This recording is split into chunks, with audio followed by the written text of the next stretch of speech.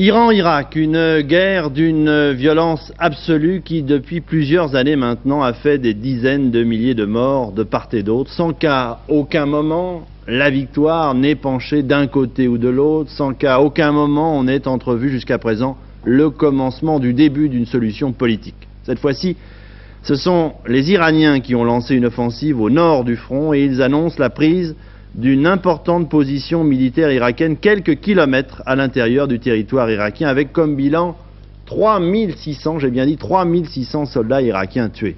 À Bagdad, on confirme cette attaque sans autre précision et l'on annonce 600 Iraniens mis hors de combat. De chaque côté donc, vous le voyez, la propagande joue à plein et il est difficile de se faire une véritable opinion sur ce qui se passe réellement. En tout cas, voici les premières images qui nous parviennent de la région des combats. Didier Régnier. Les autorités de Bagdad l'ont reconnu, des combats très violents se sont déroulés hier dans le nord de l'Irak. Mais à la guerre sur le terrain s'ajoute une autre guerre, celle des communiqués. Selon Téhéran, 3600 Irakiens auraient été tués, plus de 30 bases et villages conquis, des dizaines de chars, véhicules et blindés détruits. Selon Bagdad maintenant, 600 Iraniens sont morts au cours des combats. Téhéran affirme que les troupes iraniennes ont pénétré en Irak 18 km à l'intérieur du pays, ce que dément bien entendu Bagdad. Il semble toutefois que des combats très acharnés se poursuivent dans le nord du pays.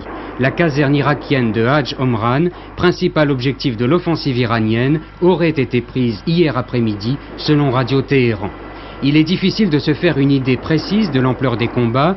Quoi qu'il en soit, le régime irakien n'attendait pas une attaque dans cette région montagneuse, difficile d'accès.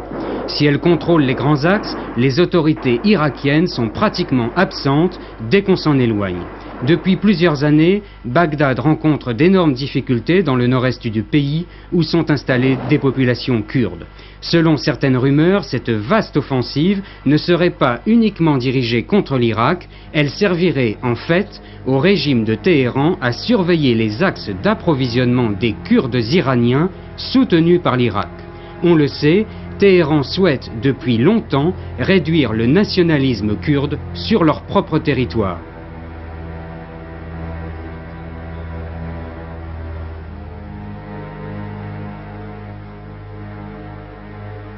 Alors,